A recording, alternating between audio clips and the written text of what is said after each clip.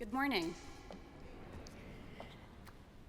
I'd like to tell you about two things this morning: why I'm a member of the Cathedral congregation and why I give to the Cathedral. I'm a member of the congregation because of two people, my mother Lois and my friend Ron Hicks. My mother raised me and my three sisters in the Episcopal Church, so I've always had an appreciation not only for the liturgy and the music of this flavor of Christianity, but also our ability to laugh at ourselves over the peculiarities of being an Episcopalian. Each week when Randy explains intinction, I usually follow along and err instinct with my pinky out.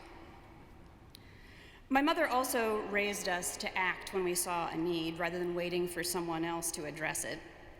Ron Hicks, whose funeral was yesterday, was of a similar view. He recruited me to join the Cathedral's volunteer polishing team about 15 years ago. If it's metal and shiny and used in a service, my fellow polishers and I have likely polished it at some point. And Ron's recruiting of me to that led me to another volunteer service here as a verger.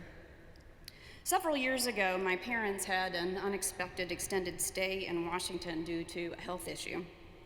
When my mother asked for a pastoral visit, I asked my friends here at the Cathedral for help, rather than the parish where I was a member. It was at that point that I realized that this was really my church home, and I changed my membership. I give to the Cathedral partly because it's how I was raised.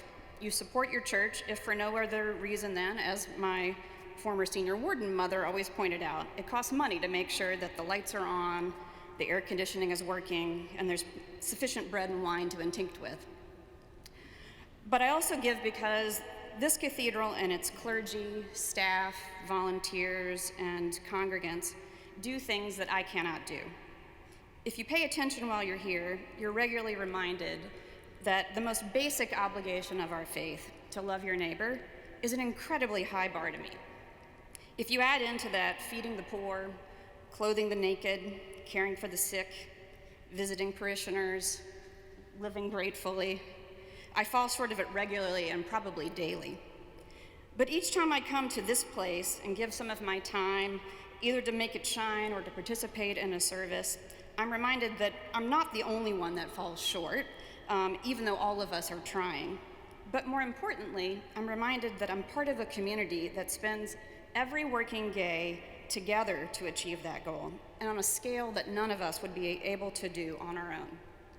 So I encourage all of you to give, not just because you love this place.